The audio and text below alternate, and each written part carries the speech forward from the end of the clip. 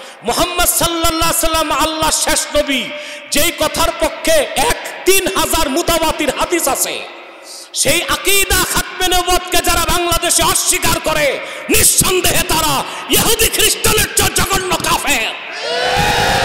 তাদেরকে যারা কাফের বলে না, তারাও কাফের।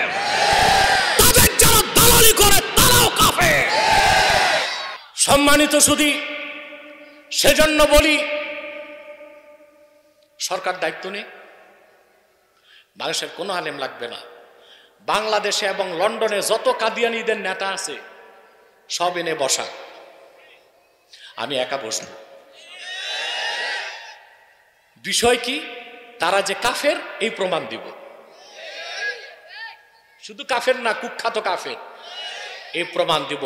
সর্বোচ্চ 30 মিনিটের মধ্যে তারা যে কাফের এটা মেনে নিতে তারাও বাধ্য হবে।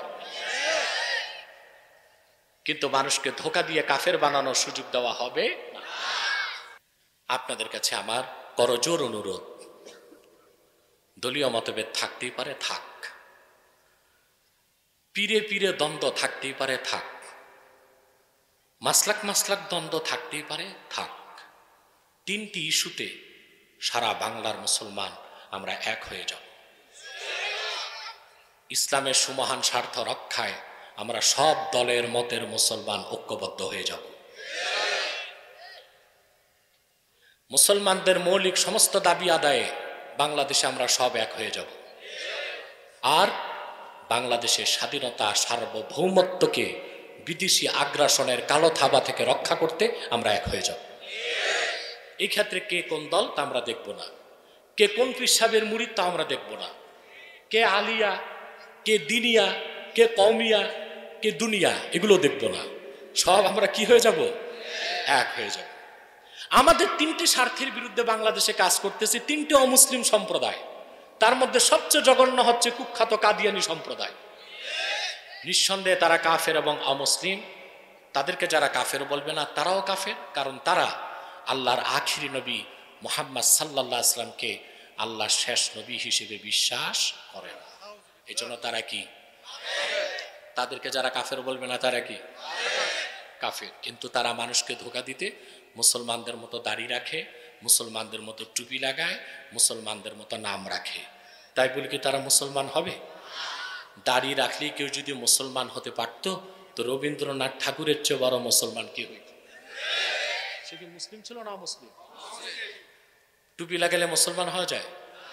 এই যে মনমোহন বাবু, ওর মাথায় কি পাগড়ি? পাগড়ি না, যেন ডেক্সিটা। সে কি মুসলিম না মুসলিম?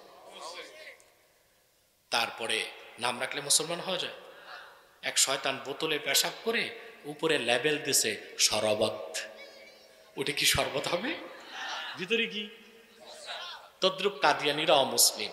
আব্দুল আউয়াল, আব্দুস সামাদ, মোবাশ্বের আলী, কবির চৌধুরী, শাহরিয়ার কবিরা, নিঝুম ঝুমদার, এসব নাম রাখার দ্বারা তারা মুসলমান হতে পারে না।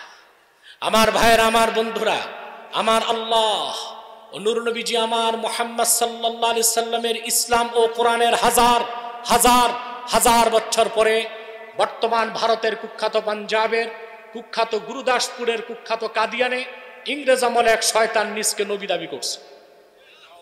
চিল্লায় বলেন নাউজুবিল্লাহ।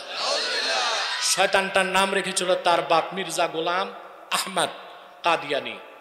সাবধান, তাকে গোলাম আহমদ বলা যাবে না, কারণ গোলাম আহমদ অর্থ আহমদ এর গোলাম। কোন কাফের কোনদিনও গোলাম আহমদ এর গোলাম হতে পারে না। আর কাদিয়ানের কাজ্জাব ছিল শেষ দরজার কুখ্যাত কাফের, সে গোলাম আহমদ এর গোলাম ছিল না, সে ছিল কুখ্যাত শয়তানের কুখ্যাত গোলাম।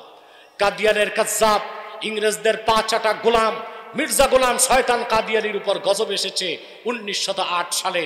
যখন গজব এসেছে, কাদিয়ানের কাজ্জাব মিথ্যা নবুয়তের দাবিদার মির্জা গোলাম শয়তান কাদিয়ানি 1908 সালে ধ্বংস হয়ে কুখ্যাত জাহান্নামের কুখ্যাত কুকুরে পরিণত হয়েছে, তার অনুসারীরাও ধ্বংস হয়েছে। বর্তমানে কিছু কাদিয়ানি বাংলাদেশে আছে। ইতিমধ্যে তারা 100 সেন্টার করে ফেলেছে। তাদের সবচেয়ে বড় আস্তানা ব্রাহ্মণবাড়িয়ায়, আরেকটা হচ্ছে পঞ্চগড়ে। বুঝতে পারছেন? পঞ্চগড়ে তাদের জায়গা দিল কে? আইয়ুব খানের সময় পাকিস্তান আমলে পররাষ্ট্রমন্ত্রী ছিল জাফরুল্লাহ খান, সে ছিল কাদিয়ানি। সেই সরকারিভাবে কাদিয়ানিদেরকে একটা এলাকা পঞ্চগড়ে বরাদ্দ দিয়েছে। বাংলাদেশের বিভিন্ন জায়গায় তারা 100 সেন্টার করে ফেলেছে। নাম পরিবর্তন করে করে তারা মিথ্যা পরিচয় দেয়।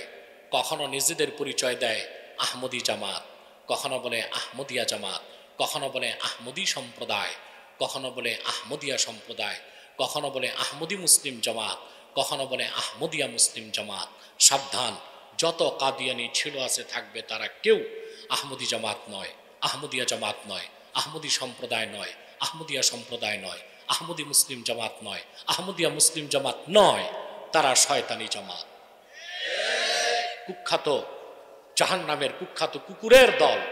আমাদের সকল দলের মতের একটাই দাবি, অনতি বিলম্বে স্বাধীন বাংলায় শয়তান কাদিয়ানীদেরকে রাষ্ট্রীয়ভাবে অমুসলিম ঘোষণা করতেই হবে, করতেই হবে, করতেই হবে।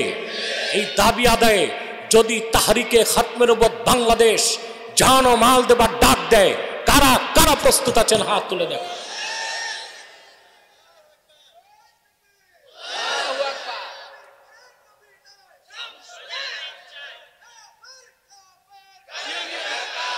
সম্মানিত সুধী, তাদেরকে অর্থনৈতিক সহযোগিতা করবেন না, করেন করেন।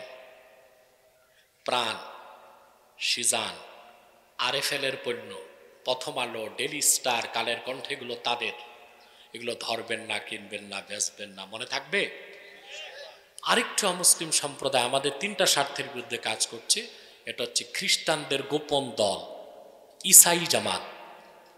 এরা বাংলাদেশে কয়েক লক্ষ মুসলিম পরিবারকে খ্রিস্টান বানায় ফেলছে।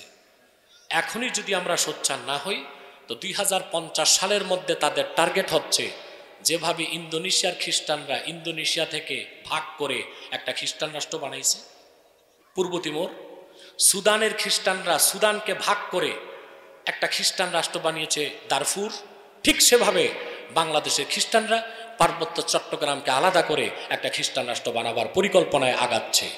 আমাদেরকে তা রোধ করতে হবে। খ্রিস্টানদের মিশনারিদের অপতৎপরতা থেকেও দেশকে বাঁচাতে হবে। আরেকটা সম্প্রদায়ের কথা না বললে আমার গুনাহ হবে, হিজবুত তাওহীদ। আরেকটা বের হইছে, নতুন গজাইছে, এটা 64 ডিস্ট্রিক্টে কাজ করতেছে। এরা তো হিজবুত তাওহীদ না, হিজবুত শয়তান। এরা প্রচার করে দাজ্জাল বলতে কিচ্ছু নাই। এটা কেন বলে জানেন? দাজ্জালকে হত্যা করতে কে নামবে? ঈসা আলাইহিস সালাম নামবেন, নবী হিসেবে না, উম্মত হিসেবে। নুজুলে ঈসা বিশ্বাস না করলে আপনি কাফের হয়ে যাবেন। যে সেটা তো বলতে পারে না, বলে দাজ্জাল বলতেই তো কিছু নাই, তার মানে ঈসা নামার দরকার কি? এরা হচ্ছে দাজ্জালের বি টিম, ইহুদিদের বি টিম। এলাকায় যখন গরু চোর ঢুকে, একদল গরু চুরি করে উত্তরে পালায়, আরেক দল চোর চোর বলে দক্ষিণে দৌড়ায়। এলাকার লোক তখন কোন দিক যায়, গরুর পিছে না চোর চোর বলে দৌড়ায় ওদের পিছে? ততক্ষণে আসল চোর বাড়ি যে, ওই যে দক্ষিণে দৌড়াইছে, ওরা চোরেরই বি টিম, ঠিক কিনা? হিজবুত তাওহীদ হচ্ছে ইহুদিদের বি টিম, দাজ্জালের বি টিম। কথাগুলো মনে রাখবেন আর কথাগুলোর উপর নিজেদেরকে সুসংগঠিত করবেন। পারবেন তো ইনশাআল্লাহ?